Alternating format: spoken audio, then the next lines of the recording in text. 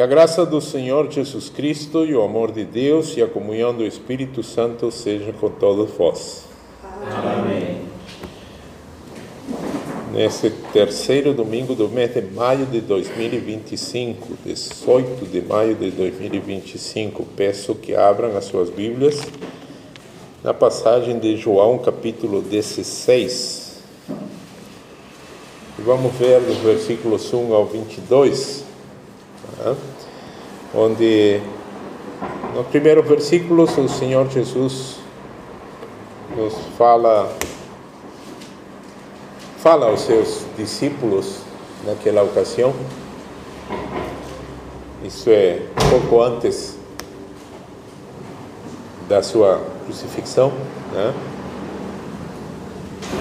E explica para eles a perseguição que aconteceria aos membros da igreja cristã, né? Expulsar-vos-ão da sinagoga, haverá gente que qualquer que vos matar cuidará fazer um serviço a Deus. Isso faz lembrar a tal da religião da paz que se está expandindo na Europa, né? E impressionantemente os europeus, norte-americanos também, muito mais do que nos Estados Unidos, no Canadá, parece que tivessem sido idiotizados, se opõem ao cristianismo, mas apoiam por completo a religião a qual pertencem todas as organizações terroristas. Apoiam isso. Não tem um só versículo no Novo Testamento, nem no Antigo, onde os cristãos nós poderíamos basear para dizer que teríamos que matar e cortar as cabeças dos infiéis. Não tem. Mas essa religião prega, acredita e pratica isso, né? E eles cuidam, creem, estão assim, crentes e que estão servindo ao Deus verdadeiro. O Senhor Jesus já advertiu isso aos seus próprios discípulos. E isto farão porque não conheceram ao Pai nem a mim, né? Mas o Senhor Jesus continua dizendo: tenho-vos dito isto a fim de que quando chegar aquela hora vos lembreis que já vos tinha dito. E eu não vos disse isto desde o princípio porque estava convosco. Agora eu vou para aquele que me enviou, e nenhum de vós me pergunta: para onde vais? Antes, porque isto vos tenho dito, o vosso coração se encheu de tristeza. Todavia, digo-vos a verdade, que vos convém que eu vá. Porque se eu não for, o Consolador não virá a vós. Mas quando eu for, vou-lo enviarei. Essa palavrinha, o Consolador, aqui, no grego, é a palavra parakletos, né? É o parakletos. É uma palavra de origem legal, forense, tá? É o advogado, aquele que vai estar junto da pessoa, para encaminhar, para ajudar, para auxiliar. Então, o Espírito Santo é o nosso paráclito, tá?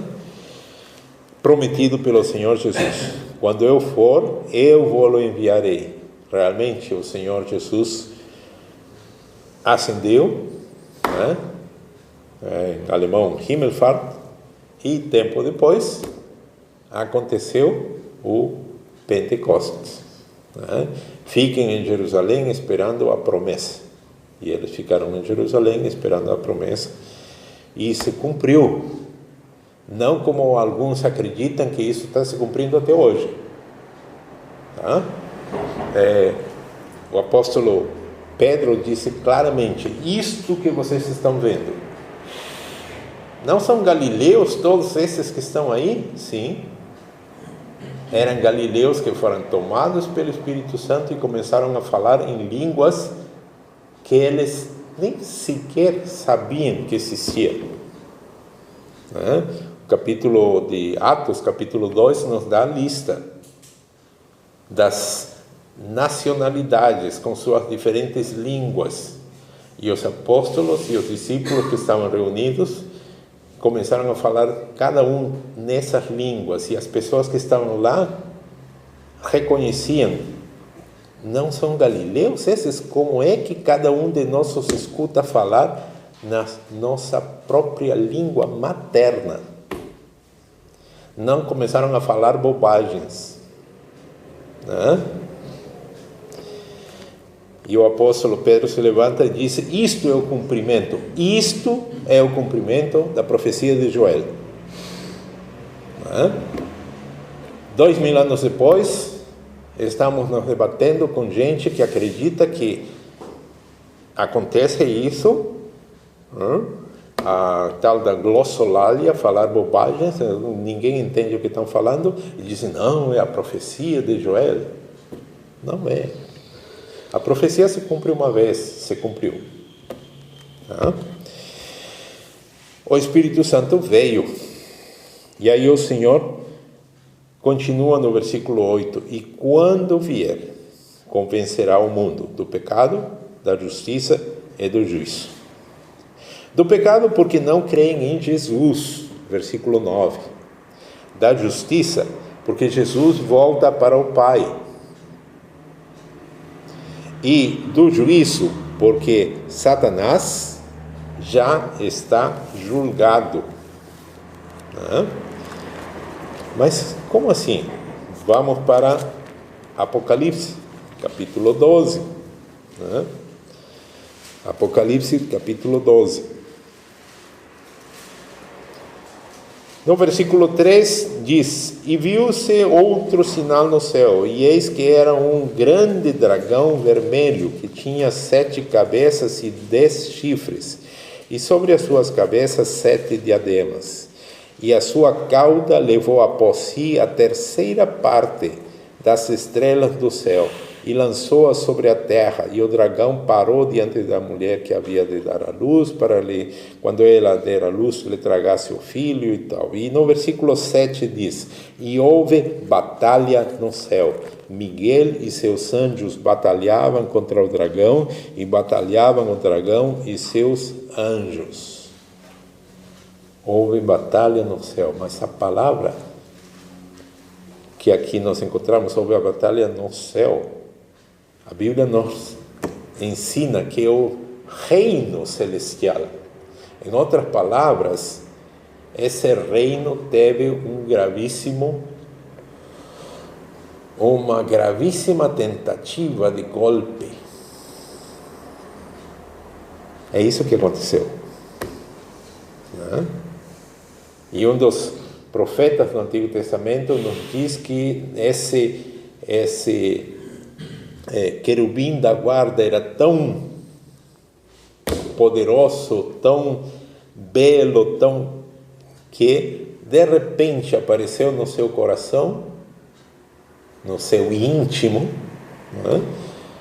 a vontade de ser mais do que o Criador. É isso que a Bíblia nos mostra, E aqui houve batalha, e esse querubim da guarda, que quis dar esse golpe no reino celestial, arrastou uma 3ª parte dos anjos. Está bem claro aí. E houve batalha no céu. Miguel e os seus anjos batalhavam contra o dragão, e batalhavam o dragão e os seus anjos. Mas não prevaleceram, nem mais o seu lugar se achou nos céus. Perderam seu lugar. Vamos jogar para onde? E foram jogados, versículo 9 de Apocalipse 12. E foi precipitado o grande dragão, a antiga serpente, chamada o diabo, Satanás, que engana todo mundo. Ele foi precipitado na terra, e os seus anjos foram lançados com ele. Foram precipitados na terra, porque lá no reino celestial não tinham mais lugar. E ao ser precipitados na terra, Deus estabelece que seu lugar seria nas regiões aéreas, acima da superfície da terra, porque a terra havia sido dada a Adão. Isso nos leva lá para Gênesis. Observem, né? Temos que voltar para Gênesis e ver que de repente aparece a serpente e conversa com a mulher do que dominava a terra, conversa com a mulher de Adão, né? E aí começou tudo. E aí esse ser que foi jogado lá dos céus, onde era o seu lugar, e não mais se achou o seu lugar lá, foi jogado para a terra, era para estar nas regiões aéreas, e aí esse ser toma o direito de Adão, ele usurpa o domínio da terra. Por isso, a partir desse momento, a terra se transforma num mundo tenebroso. A terra não é tenebrosa hoje. Ela é tenebrosa desde aquele momento em que o nosso pai, Adão, entregou, abriu mão do domínio da terra. E aqui em João 16, 11, diz o Senhor Jesus: e do juízo, porque já o príncipe deste mundo está julgado. Quando houve batalha lá no céu, houve um julgamento. Seu lugar não é mais aqui, fora. Foi jogado para a terra, para as regiões aéreas em cima de nós. Mas essa guerra dele, essa gana de poder e adoração não terminou lá em cima. Ele continuou aqui. Não conseguiu dar o golpe lá em cima no reino celestial, ele veio e deu um golpe no reino terrenal. Tirou de Adão, usurpou o poder. E até hoje ele está. Mas ele foi julgado. Onde foi julgado? Vamos para Colossenses, capítulo 2. No capítulo 2 de Colossenses, o versículo 14 e 15.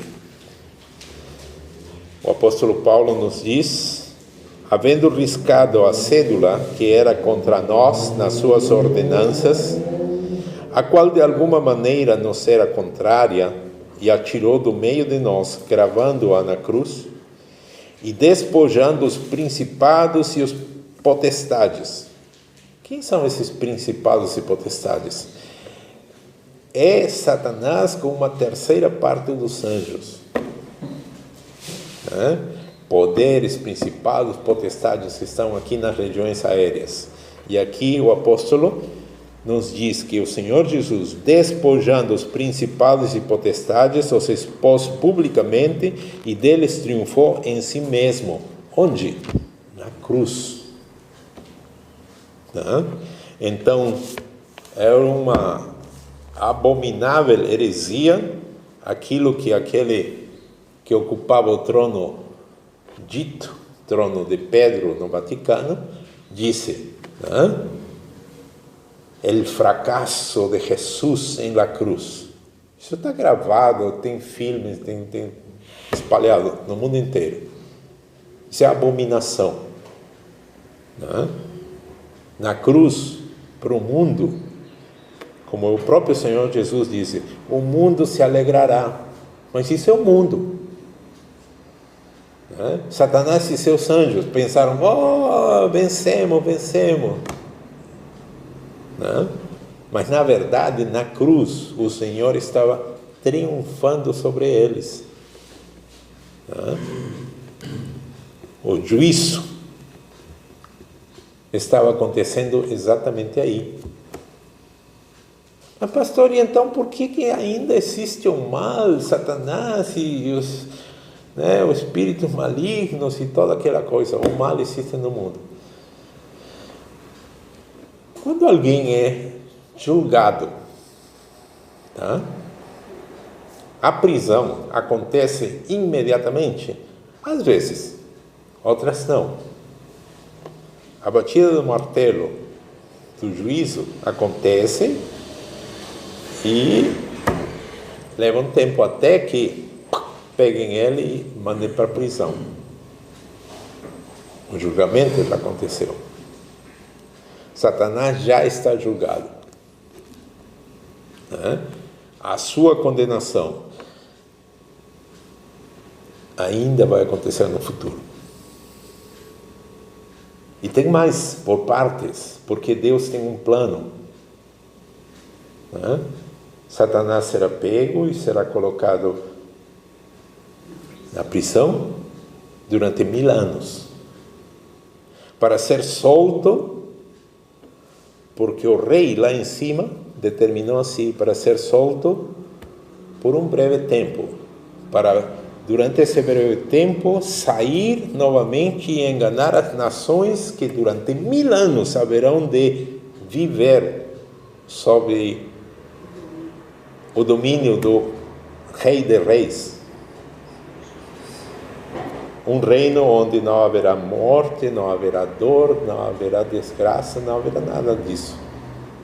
E mesmo assim, essa população humana seguirá Satanás mais uma vez, para o confronto final chamado Gog e Magog. Muitos confundem, pensam que o Gog e Magog vai acontecer agora com Israel. Não. Gog e Magog é o confronto final. Nesse confronto final não será com armas, não será com estilingues, não será com nada disso. É na força bruta. E aí virá o fim. Aí sim. Serão completamente derrotados e lançados no inferno. O inferno não existe. Arranque da sua Bíblia um monte de páginas onde menciona o inferno, lago de fogo, fogo e enxofre. Arranque da Bíblia. Não é invenção. Os pastores que inventaram, os padres que inventaram para assustar a população. Não. Isso já estava escrito. O Senhor Jesus diversas vezes falou disso, advertiu. Então, quando o Espírito Santo vier, convencerá. Convencer alguém não é nosso trabalho, não é nossa obrigação. Quem vai convencer é o Espírito Santo. Nunca o cristão deve apelar para técnicas de manipulação do pensamento. Isso existe. Técnica de manipulação do pensamento. Quem se dedica às vendas tem que aprender isso. Técnica de manipulação do pensamento. A pessoa não quer comprar e de repente acaba comprando, e quando dá uma pensada, uma esclarecida, mas por que comprei isso? Porque manipularam o seu pensamento, você caiu que nem patinho. E como cristãos, jamais devemos apelar a técnicas de convencimento. Nós devemos fazer o que o profeta fez. Como assim? Se confrontou com 400 profetas falsos de Baal, e ele disse: bom, agora chega, minha vez. O Deus que responder com fogo vindo lá do céu, esse é o verdadeiro Deus, certo? Esses 400 ficaram o tempo inteiro.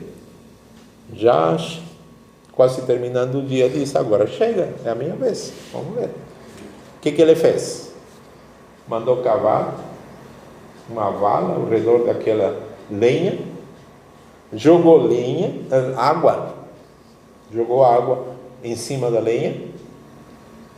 Aí ele pediu mais água em cima da lenha, que ficasse bem molhada, ao ponto que a vala que havia cavado ao redor encheu de água. Não é gasolina, é água. E aí, qualquer um diria, essa lenha não vai pegar fogo. Não é? O que aconteceu? Desceu fogo do céu, consumiu toda a lenha e lambeu, o fogo lambeu a água que estava escorrendo ao redor. Né? Houve alguma técnica que o profeta utilizou? Ao contrário. Né? Como cristãos, o que devemos fazer? A única coisa é pregar o Evangelho. O Senhor Jesus derramou seu sangue na cruz do Calvário. O Senhor Jesus morreu, foi sepultado e ao terceiro dia ressuscitou. E Ele mesmo nos diz lá em Lucas 24, vós sois testemunhas destas coisas.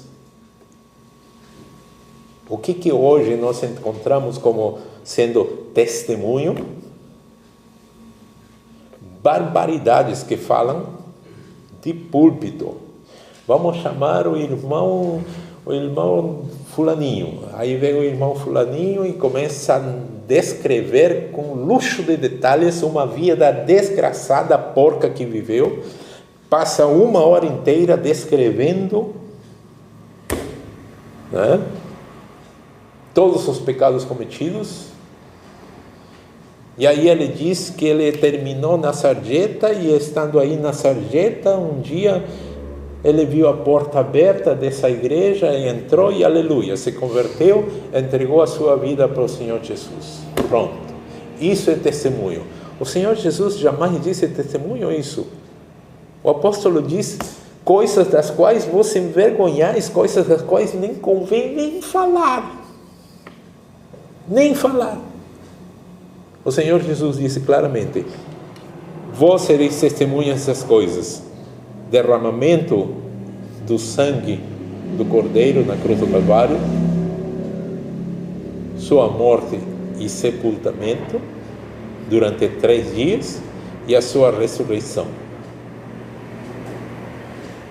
E o apóstolo Paulo nos diz em Romanos, todo aquele que crê nisto está salvo. É por isso que o Evangelho é testificar essas coisas. E se a pessoa vai ser convencida disso aí, é a ação do Espírito Santo. O que nós temos no nosso inário? Passe no inário, por favor. Na página 94. Né? Página 94 dos nossos inários. Nós encontramos o seguinte, a explicação do 3º artigo. Creio que por minha própria razão ou força não posso crer em Jesus Cristo, meu Senhor, nem vir a Ele, mas o Espírito Santo me chamou pelo Evangelho, iluminou com seus dons, santificou e conservou na verdadeira fé. Assim também chama, congrega, ilumina e santifica toda a cristandade na terra, e em Jesus Cristo a conserva na verdadeira e única fé. Não é ação, não é trabalho nosso convencer ninguém. Isso é a atividade do Espírito Santo, somente. E se o Espírito Santo não convencer, absolutamente nada será feito. No versículo 12 ao 15, ainda tenho muito que vos dizer, mas vós não podeis suportar agora. Mas quando vier aquele Espírito da verdade, que ele vos guiará em toda a verdade, porque não falará de si mesmo, mas dirá tudo o que tiver ouvido e vos anunciará o que há de vir. Ele me glorificará, porque há de receber do que é meu e vou-lo há de anunciar. Tudo quanto o Pai tem é meu, por isso vos disse que há de receber do que é meu e vou-lo há de anunciar. O Espírito Santo guia em toda a verdade. O Espírito Santo vai fazer que a pessoa se baseie unicamente na Escritura. O tal de sola Escritura somente é defendido por aqueles que têm o Espírito Santo.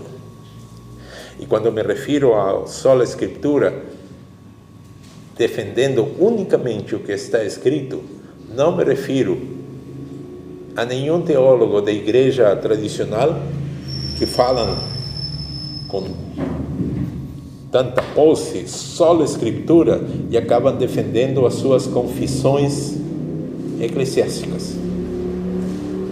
Aí temos um outro lado que também fala desde há 5 séculos sola Escritura, e acabam defendendo a sua posição eclesiástica, que não é a mesma. E aí, como fica? O sola Escritura para nós cristãos é abrir a Bíblia e qualquer coisa que eu acreditar tem que estar de acordo com a palavra de Deus. Isso é sola Escritura. Eu acredito, não sei o que, tem base na palavra de Deus?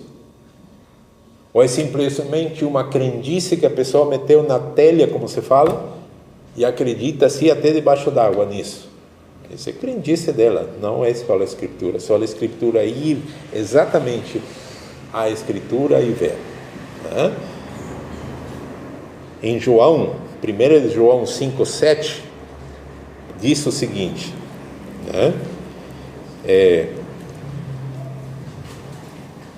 porque 3 são os que testificam no céu: o Pai, a Palavra e o Espírito Santo. E estes 3 são um.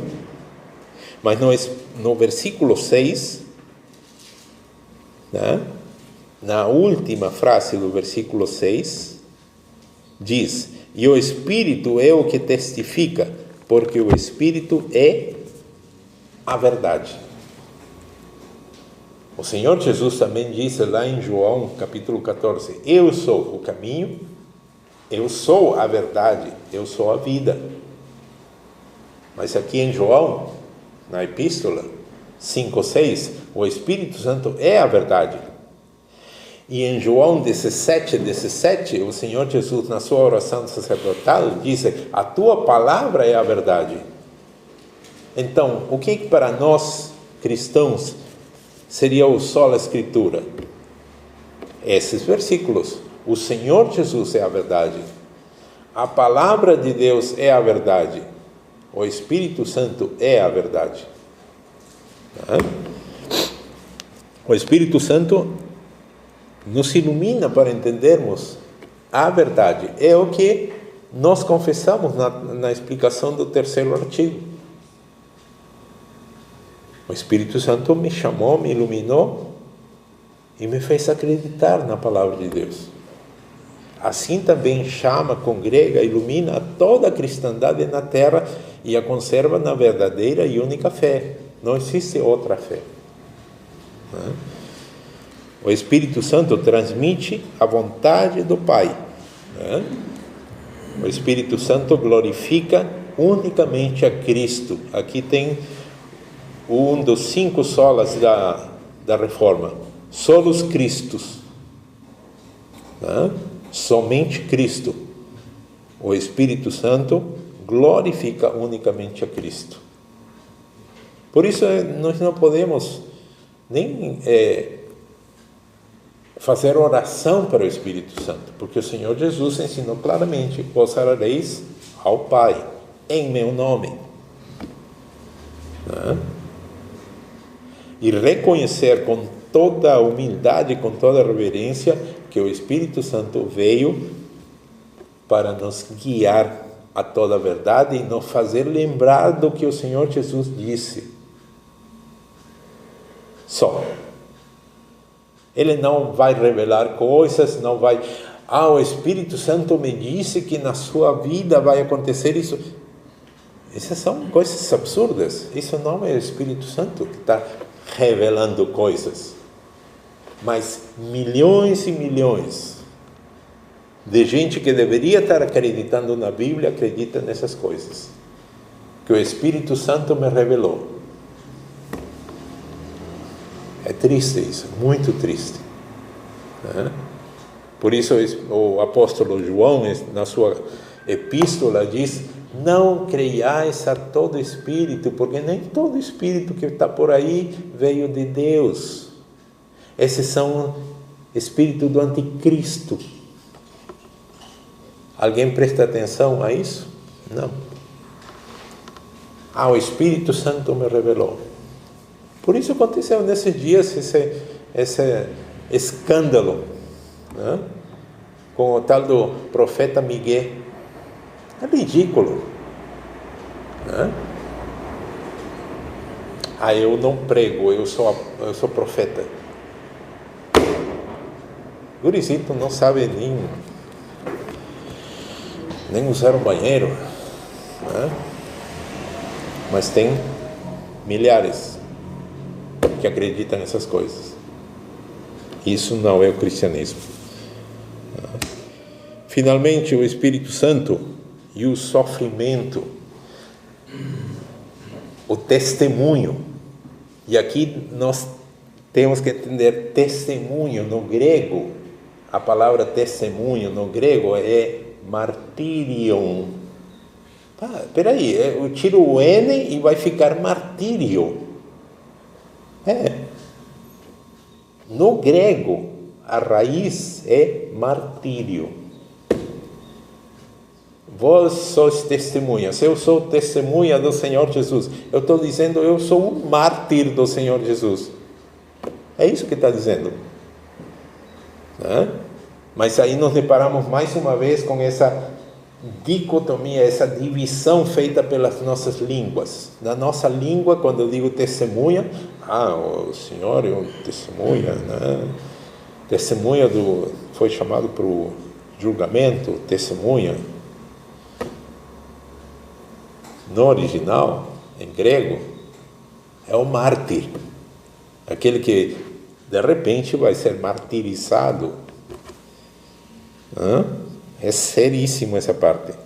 E o Senhor Jesus preparou os seus discípulos, nós lemos no versículos 1 a 6, né? Mas tudo isso seria necessário para que o Espírito Santo viesse, versículo 7. Mas a tristeza seria momentânea e se transformaria em alegria, né? Versículos 16 a 18. Um pouco e não me vereis, e outra vez um pouco e ver-me-eis, porque eu vou para o Pai.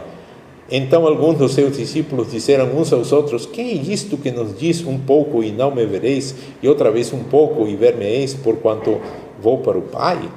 Diziam, pois: que quer dizer isto um pouco? Não sabemos o que diz. Percebem? Nós hoje somos bem-aventurados porque estamos, como eu sempre digo, talvez nos acréscimos. Não é nem sequer a última hora, nem os últimos dias. Os últimos dias era lá naquela época dos apóstolos. Isso eram os últimos dias. Está escrito em Hebreus, capítulo 1. Nos últimos dias, Deus enviou seu Filho.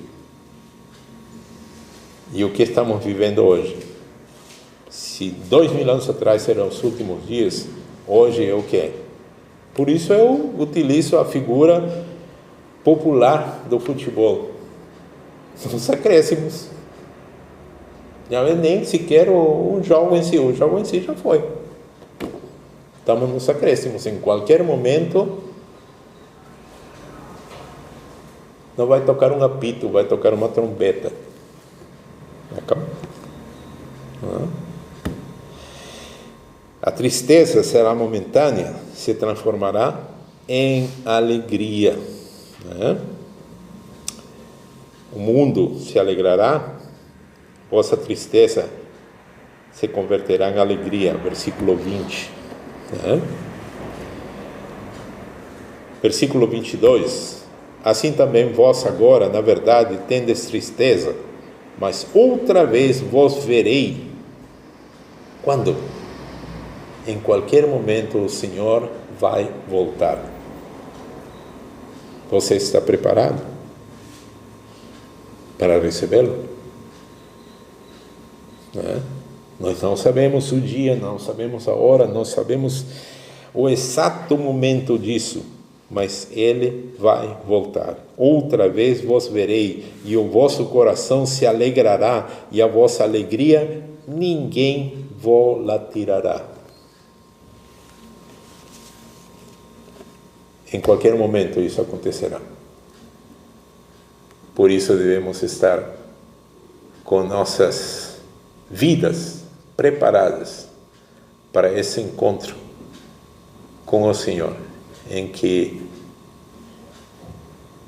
tudo isso que está ao nosso redor não significará absolutamente mais nada, né? Falsos profetas, seres humanos que se comportam como se fossem animais, e você tem que acreditar que eles são cavalo, vaca, cachorro, gato, ser humano que osteriam, né? Que se comporta como raposa, sei lá. Um ser humano que XY, cada célula do seu corpo tem essa marca XY, é macho. Mas se veste e se comporta como mulher, e você está obrigado a tratá-lo como mulher.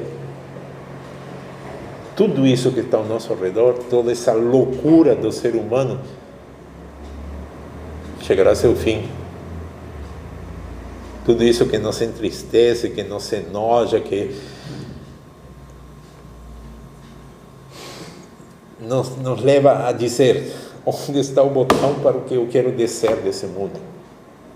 Nós não vamos descer desse mundo, nós vamos sair, nós vamos ser arrebatados com o Senhor, e assim estaremos para sempre com o Senhor. Vossa tristeza se converterá em alegria. Que até lá o Senhor nos mantenha fiéis a Ele, à sua palavra. Amém. Amém.